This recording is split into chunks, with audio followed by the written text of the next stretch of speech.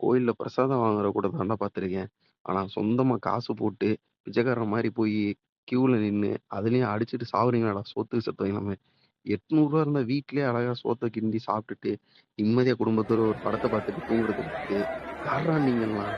இதுக்குள்ள அது கூட நம்ம பரவால்ல. வாங்கி குடும்பம் குடும்பமா சாப்பிட்டா இதே தான் வந்திருக்கீங்களேடா! பெரிய ஒரு மாற்றம் இருக்கு. எப்புட்றா உங்களால மட்டும் முடியுது? போகுதுன்னு அது ஃபுட் எந்த ஃபெஸ்டிவலா? இடத்துலயும் ஸ்கேம் உருப்படியா வாழ ஃபெஸ்டிவல்றா! முடியல, நிம்மதியாவும் ஃபுல்லா சாப்பிட உங்கட்ட முடியல. பூரா மொட்டை அடிச்சிருக்காய்ங்க.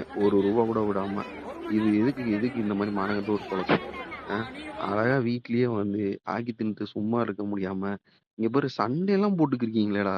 சோத்துக்கு சண்டையாடா? என்னடா என்னடா கொடுமையா இருக்கு. ஐய்யய்யோ! இதெல்லாம் பார்க்கவே முடியலடா. இது மாரிலாம் பார்த்ததும் கிடையாதுடா. நல்ல சோறுனாலும் பரவால்ல. எப்பயும் போல கடையில ஹோட்டல்ல கிடைக்கிற அதே சோறு. இதுக்கு போய் இவ்வளோ பில்டப்பு.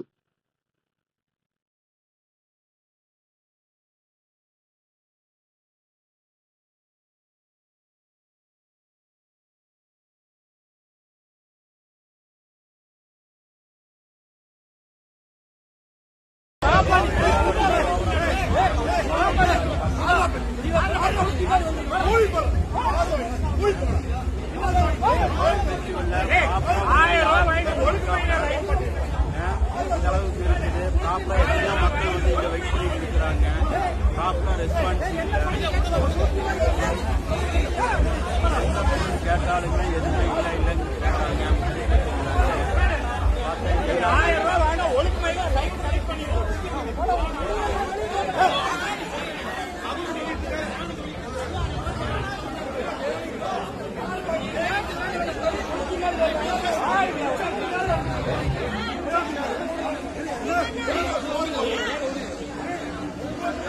யாருக்கு எந்த பொறுமையும் ஆக மாட்டேன்.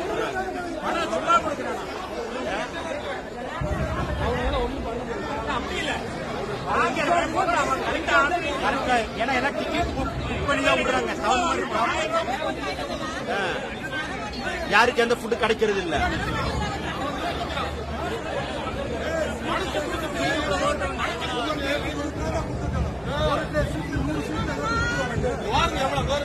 பொங்கலையில நிக்கிறது பார்த்தா நமக்கு வருத்தமா இருக்கு. 5000 50,000 ஃப்ரீயா போற மாதிரி இருக்கு. இன்சார்ஜ் யாரும்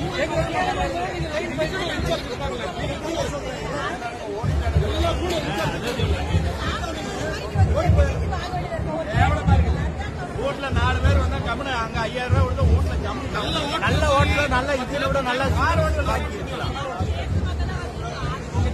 ஒண்ணும் கிடையாது. அந்த அளவுக்கு ஒரு எஃபெக்ட் எல்லாம் இல்ல. பாதி வெந்து இருக்கு, பாதி வேகாம இருக்கு. 35,000 கோடி வாங்கிட்டாங்க.